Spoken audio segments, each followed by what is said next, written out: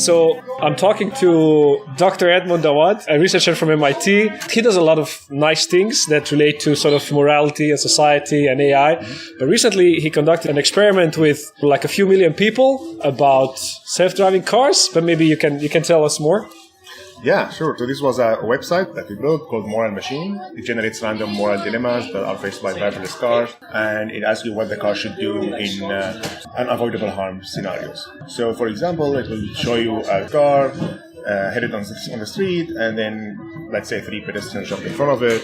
Brake failed, the car is about to kill them, but the car could have an option to swerve to the other side, but that means it's going to hit a barrier, which means killing its own one passenger. Yeah. And the question is, what should the car do? Should it just continue straight until those 3 pedestrians, or should it just swerve into the barrier, sacrificing? Yeah. So we did this, and it was built as a large-scale psychology experiment. You had some nice pictograms, I remember. Probably that helped. It did. We actually hired the designer to design the tiles and the characters.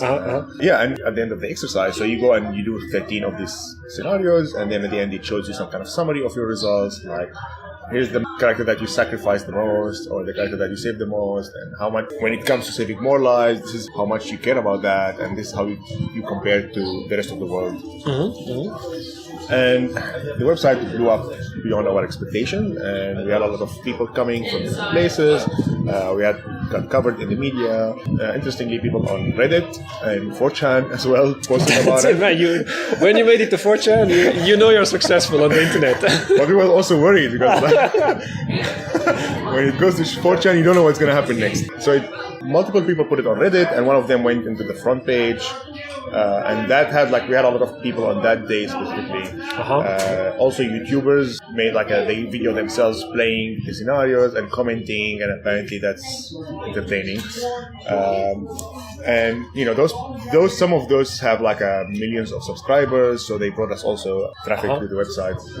And every now and then, somebody some media write an article, they mention the website. You could see a correlation in terms of visitors. Yeah, so we could see on Google Analytics as well. We can always see that how many people we still have continuously 15 people online, but there was a time where we had 7,000 people at the same time online on the website. Now the good part is that we had people coming from different countries as well. And we had actually people coming from almost every country and territory and dependency. So this helped us to do some kind of a cultural analysis as well, or a cross-country analysis. Unless there's a lot of people, surfing with VPNs, and which would skew your results. That's true. And in the first place, the sample that we have is not a very representative sample of the whole population. It's a self-selected sample. It's people who were interested in this thing that came to the website. But you could think of it as more representative of people who are interested in this technology, the tech-savvy, AI, AV enthusiasts. So this is what these people represent. But I guess you can do some statistics on sort of the gender breakdown, the demographics, and things like this. So we have a survey at the end that is optional, that you could fill and say age and income, education. Right. And from this information, we can see 70% are male. That's not too bad, actually, for a lot of surveys that we do on the internet are much more skewed towards 25-year-old males. So, yeah, and we still have people who are less educated, but mainly highly educated people. But we could, for example, if you filter in terms of let's say we can only consider countries that we had at least 100% from, we end up with 130 countries, and we could actually, first of all, we had 9 attributes that we tried to measure the influence on. So we tried to see, for example, one of them is age, if you put younger versus older, how much people prefer to save the younger, for example. This younger versus older would be self-driving cars driving, and then there's a kid inside the car and the grandma on the crosswalk, and then do you choose to swerve or not? Or something? Yeah. So this was one factor. And of course, we expect that many people would prefer to save the younger. And even some experts or ethicists might have arguments for that. In the health system, for example, it is kind of justified to give priority for the younger. When the Titanic sank, there was a clear priority list of children and women first, and then the men only after that. Yes, and which many people now criticize as being outdated. So the other thing is male versus female, and also we expect that women will be given priority. We had other things as well, fitness level, like large versus fit. We had social status or perceived social status. They're like, executives, male and female executives versus a homeless person. Humans versus animals, or pets. We just had dogs and cats. We had... Probably everybody killed the cats. So at the end, when we show we have one plot that shows you the ranking of all the characters. And at the bottom, the lowest three are the cat, and then the dog and the criminal. And the criminal is in between the dog and the cat. So the criminal... so people prefer dogs as opposed to criminals. So dogs are... Yeah, because dogs, they love you. They are a rewarding experience. And some people were really disappointed that the cats came at the end. Oh man, I have a cat at home, and the cat in no way measures up with the dog. The dog actually interacts. For the cat, it's a unidirectional sort of... you give him food and that's it. The dog at least returns something. You're the first cat owner who says that to me about this video. The cats are ungrateful creatures. But you have nothing to do. They are soft and fluffy, so that's... Yeah, so we had that, and then we had also the number of lives, so like more versus fewer. And then we have other things like whether the car should stay or swerve. In psychology, there's this thing about the omission bias, like leaving people, like if you keep the car going on its own, you kind of like you let these people die, versus if you make it swerve, you like kind of making them die. It's like you actively made a choice. Yeah, you actively made a choice versus like a plausible deniability of saying. But it's not you who's making the choice. You just have to write the code that makes this choice, right? So true, but like you don't have a steering wheel. But some people would say, the car should not change its route, to kill someone, to sacrifice someone, to save someone else. So there is this kind of bias. It's already documented in psychology, so we wanted to test if it holds here as well. And then we also put passengers versus pedestrian. That's also one of the biggest debate, whether the car... So you have arguments on both sides. Some people would say the car should give priority to, like, more protection to their own passengers. Because, you're the person who owned it, you paid for it. You paid for it. But then you have people who would argue on the opposite side and say, well, as a passenger, when you bought the car, you kind of knew what you're getting into, but as a pedestrian, you're like an externality. You're just using the public space. Yeah, you did not even buy into the system. So there are arguments on both sides. And even in the system where many people say that most driverless cars will not be actually bought, they will be mostly like a system more like a zip car. Yeah, leased or something like this. A lot of people say ownership is vanishing. These millennial kids, they don't really care about ownership. He just cares about the service being available at the right time, at the right place. So even in that case, as a passenger, you're also not owning the car. Right, but it's still at the same time. You're at that moment. You're like you feel like it still like owes you something. Then it gets tricky in terms of cascading the responsibility. So then the algorithm that goes into the car, it's the responsibility of the car manufacturer, unless it's a regulated industry, at which time it's responsible of the government or taxpayers. And then I guess this is where the experiment comes in. So then, can you make an algorithm which keeps everyone happy? And I guess you can't, right? So this is where the dilemma, right? So the dilemma is, if there is a possibility that you could avoid an accident, of course you should do that, right? Yeah. Everybody agrees on that. But when you come to things like, if we can minimize, let's say, if you can either have this, the car will either kill this group or this group, even if it was one of them more than the other. There are a lot of arguments about that. You should always save more people. But there are other arguments that say you should never try to trade lives to each other. It's like you should not put lives against each other. Yeah, and in that case, there might be some other rules, like the omission, for example. Like the car should just continue on its route. But it becomes even harder if it's just not the number of people. It's just like the same number of accidents, but it could be either 80% cyclists and 20% passengers, or the other way around. Theoretically, for each route with a smartphone, you could select the choices that the car takes on that route, right? Yeah, and like the issue is that as a society, you would like to agree on something. Yeah. If you don't, then the other option is that you're going to leave this to the manufacturers. Of course, the manufacturers will just do whatever is best for them. They want to minimize responsibility, right? So minimize responsibility and maximize also adoption rate. Let's get back a little bit to something that is more mundane than driverless cars making those decisions on the street. Like when you go to buy a car yourself, you might decide to buy an SUV or a sedan. Yeah. And you're making an ethical choice at that moment, because if you buy an SUV, you're getting a big car that will save you, give you more protection, but at the cost of everyone else on the street, right? Oh, yeah. Also, like, it's probably worse for the environment, right? So you're making this choice. Unconsciously, or maybe consciously, you're prioritizing yourself against the common. When you start driving yourself, there are so many things that you do when you're driving that are also shifting risk on the street, right? Like if you, let's say you're driving and you see that traffic light is turning yellow, right? You might speed up, and in each of these cases, you are basically increasing the risk to one side or the other. Like you just stop, then you have someone behind you. If you speed up, then people on the other crossway. These decisions influence how the risk is being distributed around in the street.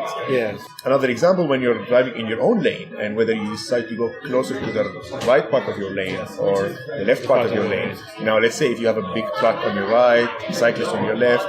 Now, you might be inclined to, let's say, go closer to the cyclist. Right? Yeah. Like you're a person like you're an altruist. Like, yeah, I like to follow, but when it comes to actual decision, you just like it happens intuitively, right? You decide to save yourself.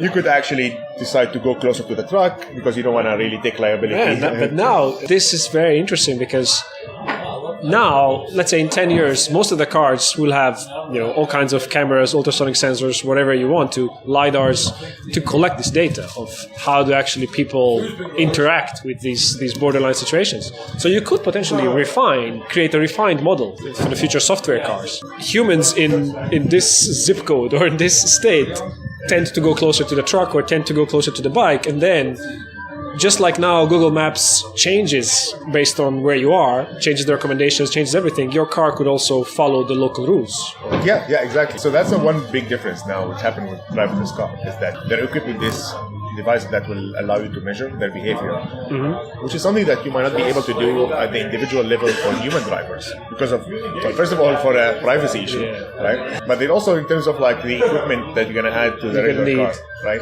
So now that you have this, now you could measure on the long term whether a person is biased or not, right? Or whether a car is biased or not. And the issue is that maybe you as a one driver, you don't have that influence because how often do you drive and how long do you drive? But if you have this driverless car, it has the same software implemented in hundreds of thousands of cars that will drive millions of miles.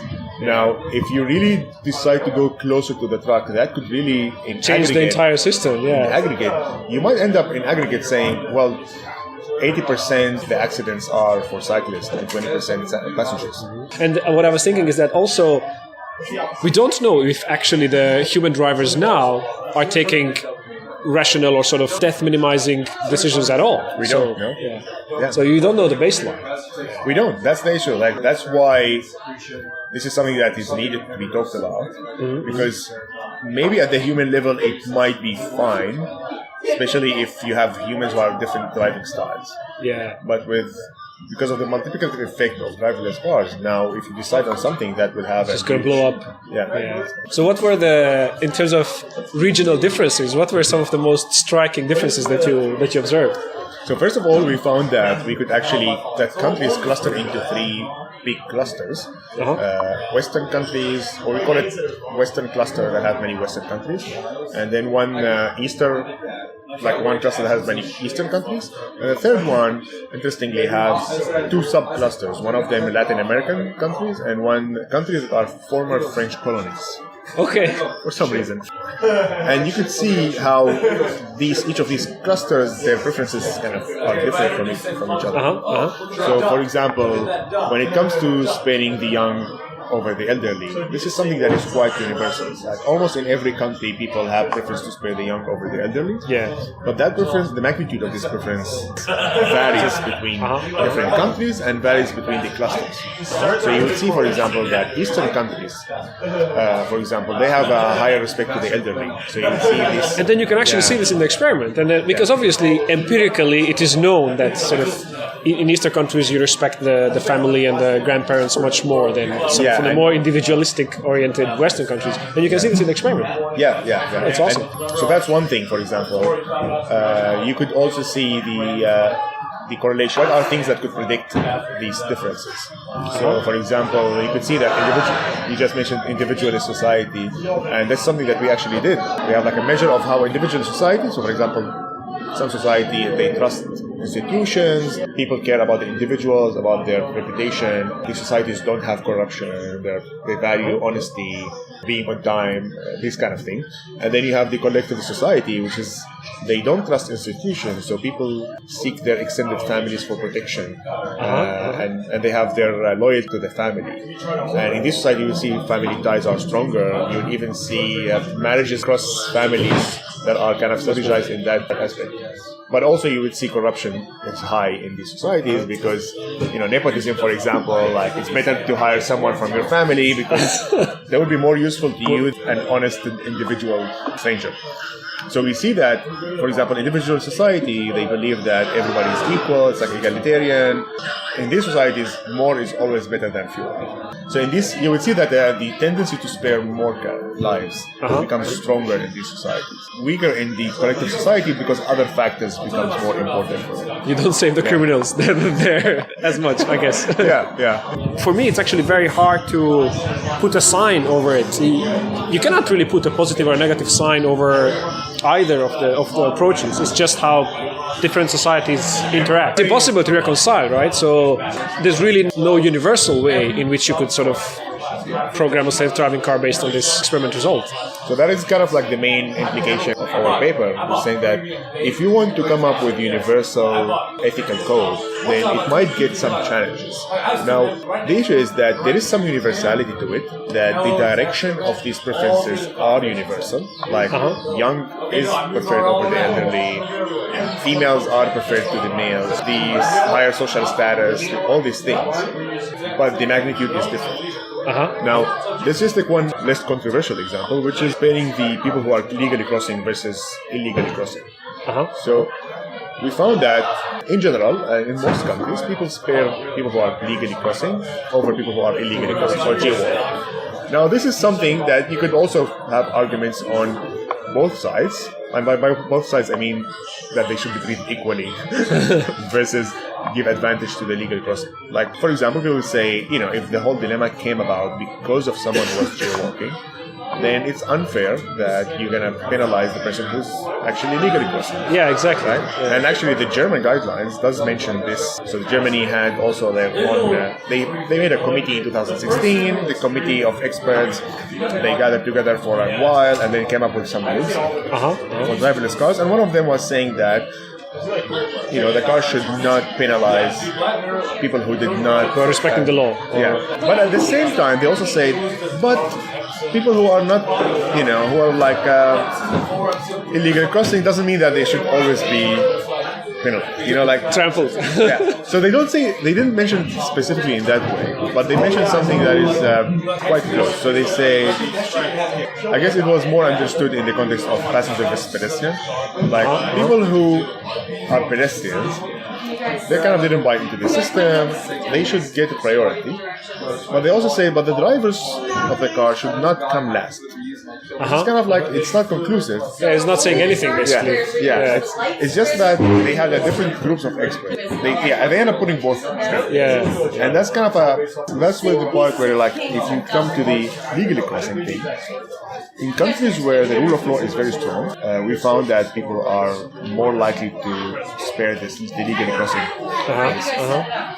Now, if you have a rule that, let's say if you have a software that is implemented in a self-driving car, and now let's say a company could come up with an update. Yeah. And that update, it's going to make the car do less accidents, but only if people are crossing legally.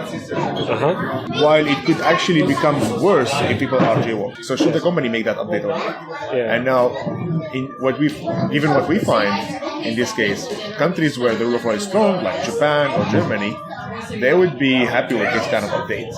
One have been saying, like, if if you're a jaywalker, you whatever. it's clear rules.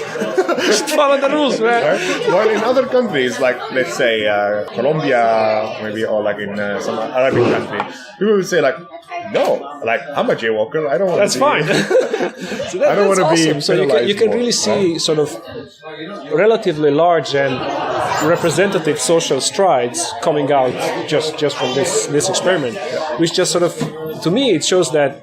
Yeah, actually societies are very different. So now if we start programming machines to make decisions which are potentially having an effect on the society, then there's no one size fits all.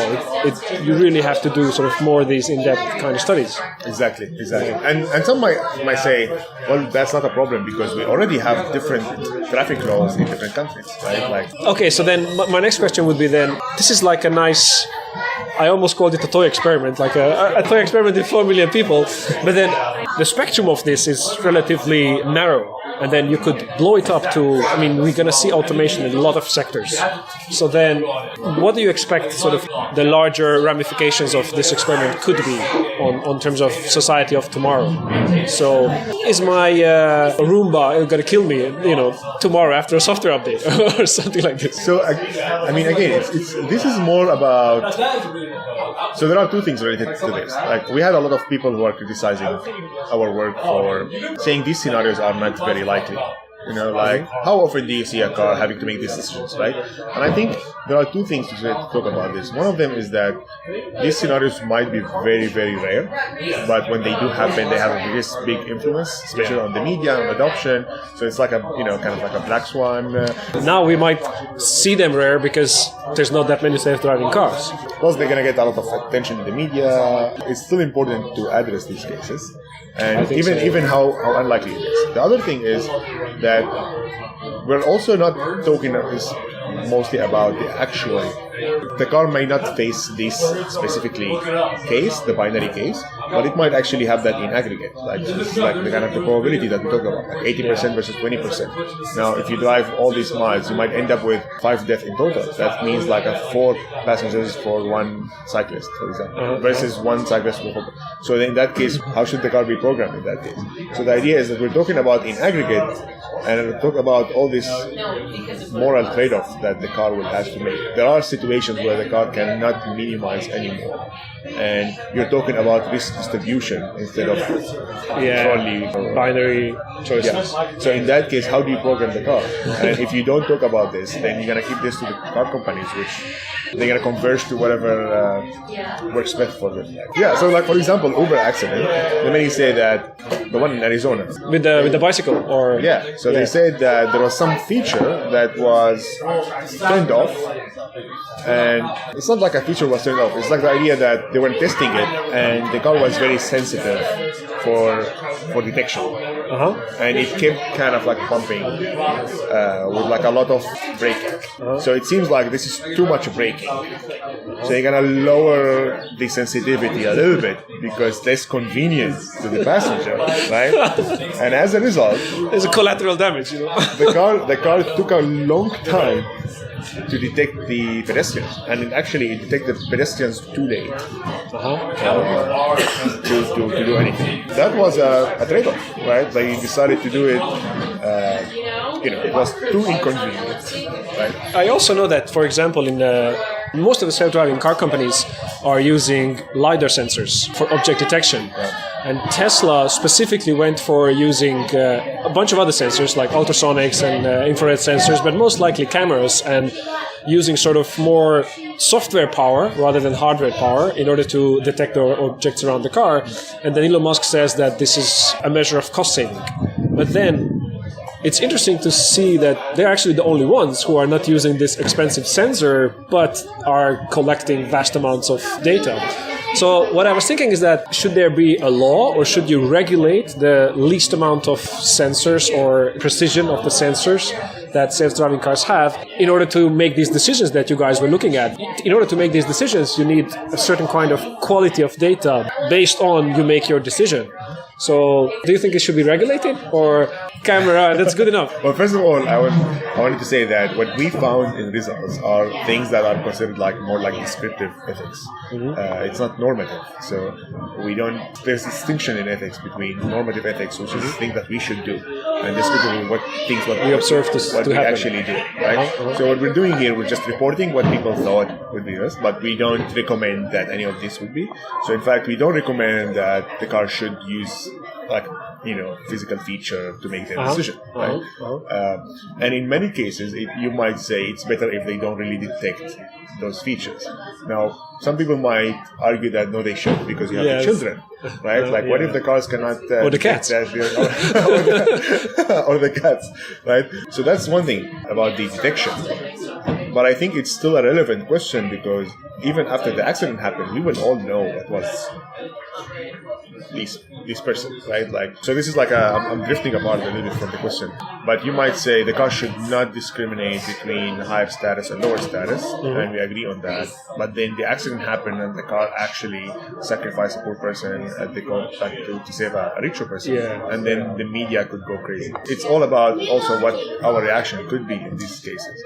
So now, going back to your question about regulation, I do think there should be regulation. The question is whether they should be so strict, saying how many should be, or it should be more like goal-oriented, saying, oh, you should be just able to identify this and this and be able to do that, and you can use whatever. And then the companies could choose whatever they want, as long as they can follow the goals of this. But it also opens another interesting question, which is those other things, the LiDAR and radar, and these are also provided by other companies.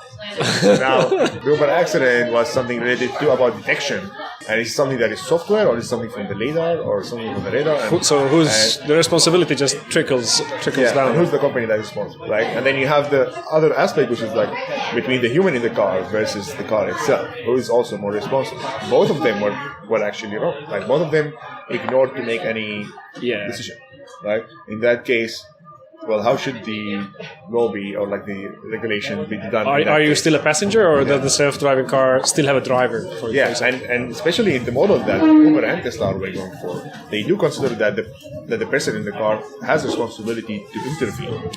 Right. So once you do that, then you have the responsibility. If you don't intervene, you are part of it. But that's just because on the self-driving levels, the cars that we have today are not really fully self-driving. They're they have to take over control. I think they're level 3 compared to level 5. When your paper came out, we discussed this on our podcast. I think it was first or second episode. And then Andrea said that, okay, but if we make a law and then we make it explicit that, there's a hierarchy between people. So let's say, if a little girl will be saved in front of everything else, then people will have a token little girl on the back seat. And what do you think about this? It just reminds me when I went to San Francisco and I was driving there. There was this lane, the fast lane, or the express lane, that you can only go on if you are more than two. If you're two or more. Yes. Yeah. And there were some cases of cars that had a on its side. A dummy. A dummy passenger next to them who were driving to work, and they got many of those cases where they get caught about doing this. So it's quite plausible too. So humans are ingenious. They will always circumvent whatever regulation. Yeah. Another suggestion by a philosopher I know, who said that maybe some experts might agree about giving priority to kids over the elderly, but think about the second order effect of this. Now, elderly cannot go out and to places where there are a lot of kids, like going to the park or going to any places where there are so many kids, because at that case they're gonna feel like it's not really exactly about what's gonna actually happen to them, but about how they would feel about it. How they feel like, it's just a perceived devaluation of them by society. Yeah, exactly. Eddie, thanks a lot for this amazing discussion, and then we'll be very excited to see your future work, and maybe we'll have another episode in another 20 episodes. Well, thank you so much for inviting me and for hosting me here.